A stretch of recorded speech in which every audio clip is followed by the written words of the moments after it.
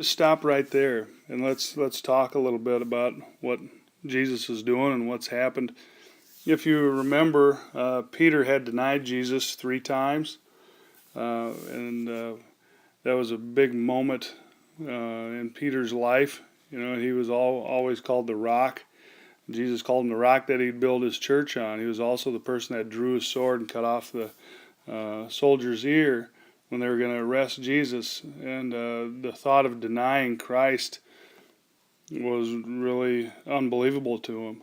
And but I like the fact that after he had done this, after Jesus was crucified, that they didn't outcast Peter. They didn't kick him out.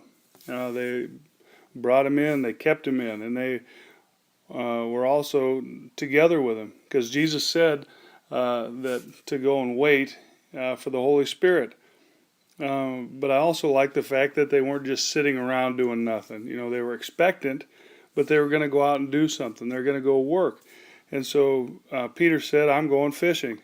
And I like that they said, we're coming with you. There's always blessing, and it's so important to God that we are one. And that we're together. And it's so hard sometimes because a lot of people have different ideas. God's doing so many different things with people. And we're going to talk about that a little bit.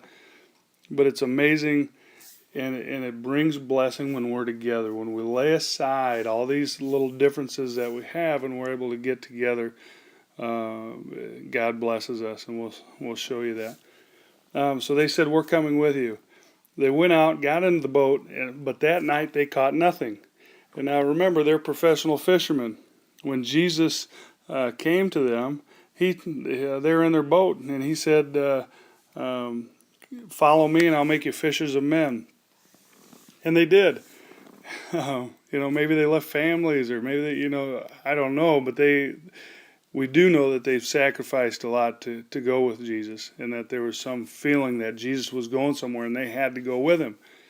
And so that they're pros. They knew how to fish, and they hadn't caught anything.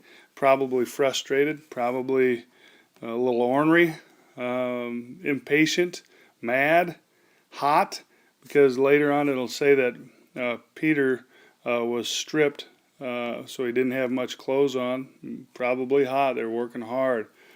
And so they noticed a person on shore, and it was Jesus, but they didn't know it was Jesus at that moment. And Jesus called out to them, men.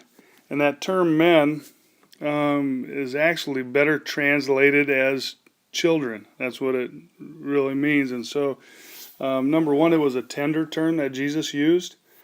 And number two, it justifies, because Jesus had been crucified, he died and rose again.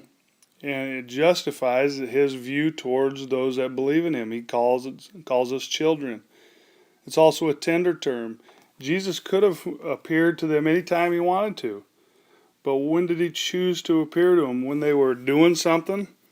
When they were working? When they were in the boat fishing? When they were frustrated? When they hadn't caught much? And when they were tired? When they were broken down and beat down? That's Jesus comes. He's never going to leave you. He's never going to forsake you.